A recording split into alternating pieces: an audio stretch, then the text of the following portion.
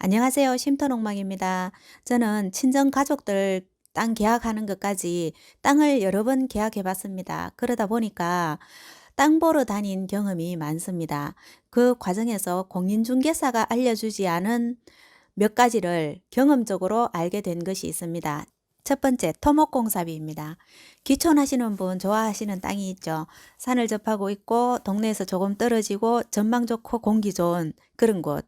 실제로 저도 대지를 알아보러 다닐 때 그런 땅을 소개받은 적이 있습니다.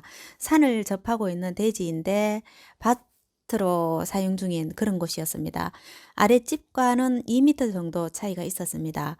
올라가 보시라고 전망이 굉장히 좋습니다. 올라가 봅시다. 뭐 그러시더라고요. 그런데 저는 그 땅에 안 올라가 봤습니다. 왜냐하면 토목공사비가 많이 들 게 눈에 확 보였기 때문입니다.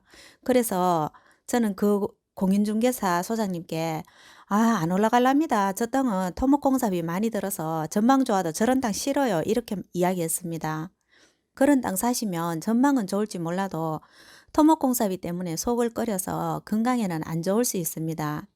저는 건축업자와 계약해서 작은 건물을 한번 지어본 적이 있습니다. 밭을 사서 지었는데 땅이 약간 경사했었습니다. 땅이 높은 곳에 기준을 맞추고 건물을 지어야 되다 보니까 옹벽 공사를 하지 않을 수 없었습니다. 그래서 토목 설계를 해서 공사를 했는데 토목 공사비 2천만 원 지급했습니다. 그리고 토목 설계비를 220만 원인가 그렇게 지급한 것으로 기억합니다. 저는 설계라고 하면 다 포함된 것인 줄로 알았는데 그게 아니더라고요. 토목 설계비는 별도더라고요. 땅을 구입할 때까지만 해도 생각하지 못했던 공사비였습니다. 토목 공사를 해본 적이 없었으니까 그렇게 많이 들지도 몰랐습니다. 그러니까 대지가 전망 좋고 높고 공기 좋고 야, 이 정말 좋은 대지다. 이렇게만 생각하시고 이런 땅을 사시면 집을 지을 때 예상하지 못한 비용이 엄청나게 들 수 있습니다. 토목공사비도 얼마나 들 것인지 예상해 보시고 너무 많이 들겠다 싶으면 조금 비싸더라도 옹벽공사 안 해도 되는 땅을 구하는 것도 좋다고 생각합니다. 제가 아는 분 중에는 산을 접하고 있는 촌집을 구입해서 허물고 신축한 분이 있습니다. 집을 새로 지을 때 석축 비용 1,000만 원 들었답니다. 귀촌하시거나 귀농하시는 분들은 어떻게 하면 건축비를 조금이라도 아낄까 이런 생각 많이 하시잖아요. 그런데 1,000만 원이 더 든다 이러면 많이 속상합니다. 이 규정에 대한 거는 건축법을 찾아보시면 됩니다. 네이버에 국가법령정보센터 들어가셔서 건축법 검색합니다. 제일 위에 줄 건축법 클릭 다시 하시면 왼쪽에 제40조 대지의 안전 등 나옵니다. 클릭하시면 제40조 대지의 안전 등 사항에 보시면 무너질 위험이 있는 대지를 조성하려면 옹벽을 설치하거나 필요한 조치를 하여야 한다 나옵니다. 국토교통부령 클릭하시면 건축법 시행규칙 25조가 나옵니다. 대지의 조성 여기 1항에 보시면 경사도가 1대 1.5 이상으로서 높이가 1m 이상인 부분은 옹벽을 설치할 것 이렇게 되어 있습니다. 그리고 2항에 보시면 별표 6 있습니다. 눌러보시면 옹벽에 관한 기술적 기준 이런 것도 나옵니다. 잘 읽어보시기 바랍니다. 이런 사항까지 세세히 알려주시는 공인중개사 소장님 계시다면 정말 실력 있고 믿을 수 있는 공인중개사입니다. 보통은 이런 걸 알게 되는 경우가 언제냐면 건축 설계 들어갈 때 대부분 알게 됩니다. 땅 살 때는 이 부분에 대해서 잘 모르는 그런 경우가 아주 많습니다. 두 번째, 흙 속에 숨어 있는 것이 있는 땅입니다. 한 번은 제가 땅을 보러 갔는데 그곳은 택지 개발한 넓은 곳이었습니다. 나라에서 한 것이 아니고 개인들이 조합을 만들어서 만들었는지 뭐 그런 땅이었습니다. 땅이 여러 필지로 나누어져 있기 때문에 매물로 나온 것도 여러 필지였습니다. 그 중에 한 곳은 시세보다 1,000만 원 정도 싸게 나와 있었습니다. 공인중개사 소장님께 저 땅이 싼 이유가 뭔가요? 라고 여쭤보았더니 모르겠다고 했습니다. 저는 그 땅을 보면서 저 땅은 흙더미가 조금 볼록하네 라고만 생각했습니다. 그리고 몇 주 후에 그곳에 남편과 둘이 다시 가게 되었습니다.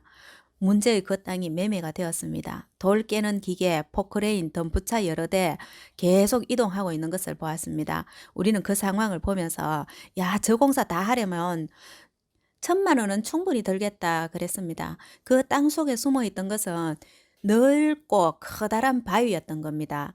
땅을 개발할 때 그것을 파내자니 돈도 들고 시간도 들고 하니까 그냥 흙으로 덮어둔 것이었습니다. 그리고 풀이 자라니까 그 속에 큰 바위가 넓게 자리 잡고 있을 것이라고 생각을 못 했던 겁니다.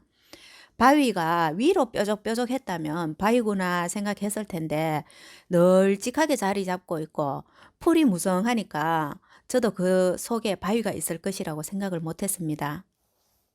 그리고 성토한 땅은 혹시 아래쪽에는 폐기물이 들어있지 않는가 이런 것도 이제 알아보셔야 되는데 사실 땅을 파보지 않는 이상은 알아보기 어렵습니다. 세 번째, 하자가 있는지 폭넓게 보자입니다. 집을 매매한다고 매물로 나온 것을 제가 봤습니다. 저는 그 지역을 너무너무 잘 아는 지역이라서 현장을 가봤습니다. 집을 짓기 전에 그곳은 밭이었는데 밭이 도로에서 사람 키보다 훨씬 높은 그런 밭이었습니다. 집을 짓고 난 몇 년 후에 친정엄마가 그 집을 보더니 석축이 배가 나온다고 했던 집입니다. 70대 할머니가 건축에 관심도 없고 땅에 관심도 없는 사람 눈에 보일 만큼 석축이 배가 나오고 있었습니다. 그래서 저는 그 집이 지금 현재 상황은 어떤가 싶어서 궁금해서 현장을 한번 가봤습니다. 대리석 네모난 걸로 석축을 한 게 아니고 자연석 둥글둥글한 뭐 큰 거 있잖아요. 아주 큰 거. 그걸로 석축을 쌓았던 집입니다. 그래서 제가 매물 나온 거 보고 가봤을 때는 우리 엄마가 석축이 배가 나온다고 했을 그때보다 더 불룩한 겁니다. 그리고 몇 달 후에 매매가 되었더라고요. 아, 석축 저런데 어떻게 매매가 되었을까 싶더라고요. 처음에 매물로 나왔을 때보다 많이 낮은 금액으로 매매가 되었습니다. 시세보다 싸네 하면서 좋다고 구입했겠죠. 그 집 매입한 사람은 누군지 모르겠지만 실수한 겁니다. 석축이 무너지고 나면 건물 안전성에 치명타입니다.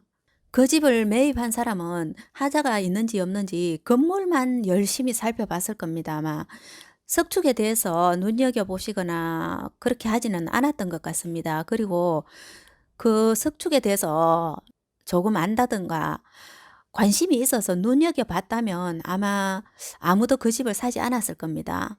제가 아는 사람도 그 집이 매물로 나온 것을 알고 좋다고 좋은 것 같다고 하더라고요.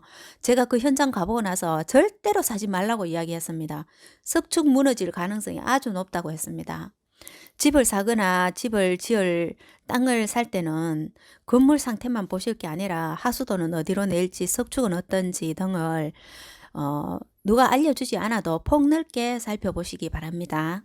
네 번째, 도로입니다. 준공검사된 건물이니까 도로에는 문제가 없을 것이다. 군에서 포장한 도로니까 문제가 없을 것이다. 이렇게 생각하시면 나중에 문제가 되는 땅이 될 수도 있습니다. 지난 12월 12일 제보자들에서 마른 하늘의 날벼락 통행료 월 3,400만 원이라는 것을 봤습니다. 중공검사 다 받고 잘 사용하다가 이웃 공장이 경매로 넘어가면서 경매로 받은 사람이 통행료 달라고 하는 내용이었습니다. 중공검사 난 곳이라고 모두 길에 문제가 없을 것이라고 생각하시면 안 됩니다. 그리고 그 건물로 들어가거나 그 땅으로 들어가는 길의 상태가 사도로 이루어진 곳인지 잘 알아보셔야 됩니다. 지적도 떼어보시던가 하셔야 됩니다. 그리고 사도가 있다던가 이럴 경우에는 그 상황을 잘 살펴보셔야 됩니다. 그리고 준공검사하고 몇 년 살던 집인데 매물로 나온 것을 본 적이 있습니다. 그 집은 진입로 문제로 여러 가지 복잡한 일들이 많이 얽혀 있던 그런 집이었습니다. 저는 그 내막을 다 알고 있었지만 그런 내막을 공인중개사도 다 알기는 어렵습니다. 그래서 저는 대구 근교에 귀촌용 대지를 구입할 때 도로를 제일 먼저 봤습니다. 저는 땅이 싸더라도 복잡한 일이 얽히고 막 이런 것보다는 비싸고 일이 단순한 걸 좋아합니다. 싸고 좋은 땅은 거의 없습니다. 비싸고 좋은 땅은 많습니다. 싸고 좋은 땅 아주 가끔 있지만 그런 땅 찾으려고 계속 망설이고 계산하다 보면 땅값은 자꾸 오릅니다. 대구 근교의 대지는 1년에 해마다 평당 10만 원 정도는 오르는 것 같습니다. 제가 매입한 대지를 기준으로 봤을 때 그렇습니다. 저는 제가 마음에 드는 땅을 시세보다 평당 5만 원 더 주고 샀습니다. 왜냐하면 마음에 드니까요. 1년 늦게 사서 오른 땅을 구입했다 치고 비싸고 마음에 드는 땅을 구입했습니다. 5번째, 청고 제한이 있어요. 공장 지을 땅을 구하러 다니시는 분들 중에는 청고를 8m, 9m 이렇게 지어야 될 그런 분들도 있을 수 있습니다. 그런 분들은 땅 매입하기 전에 군청에 들러서 8m, 9m가 되는지 꼭 알아보십시오. 저희 공장 옆에 있는 택지 개발한 그곳에는 빌라도 들어오고 공장도 들어오고 그렇습니다. 그런데 그곳에는 층고가 7m로 제한된다고 들었습니다. 모든 택지가 그렇게 되는지는 알 수 없지만 그렇게 적용이 되는 곳도 있기 때문에 꼭 군청에 가셔서 매입하시려는 땅이 층고 제한이 몇 미터인지 알아보시기 바랍니다. 6번째, 지목이 장이라고 무조건 공장 등록되지는 않습니다. 공인중개사 하시는 분들 중에는 지목이 장인 것과 공장 등록을 같은 개념으로 알고 계시는 분들이 많다는 것을 제가 알게 되었습니다. 전혀 다른 것입니다. 지목이 장이라고 모두 공장 등록이 되는 것은 아닙니다. 그리고 자연 녹지에 공장을 지으면 공장 등록하기가 매우 어렵습니다. 절대로 안 된다는 것은 아닙니다. 매우 어렵다는 것을 아시고 자연 녹지에 공장을 지어서 공장 등록증이 필요하신 분은 반드시 군청에 정식으로 문의하시고 확답을 받고 매입하시기 바랍니다. 7번째, 축사 냄새입니다. 땅 보러 가실 때 언제 가십니까? 날씨 좋고 화창한 날 가시죠. 안 그러면 주말에 가시기도 하고. 비 오는 날 땅 보러 가신 적 없으시죠? 마음에 드는 땅이 있다면 비 오거나 날씨가 흐리고 바람이 없는 날 꼭 다시 그 땅에 가보세요. 축사 냄새가 나는지 안 나는지 알 수 있습니다. 화창한 날은 안 나도 흐린 날은 많이 날 수도 있습니다. 요즘에 시골에는 축사 냄새 때문에 난리 난 곳이 많습니다. 돈을 엄청나게 투자해도 냄새를 완전히 없애기는 힘든 것 같습니다. 구입할 땅을 축사 냄새 때문에 다시 팔려고 내놔도 잘 팔리지도 않습니다. 꼭 흐린 날 가보시고 그곳 주민들께 축사 냄새가 나는지 확인해 보시기 바랍니다. 이상입니다. 감사합니다.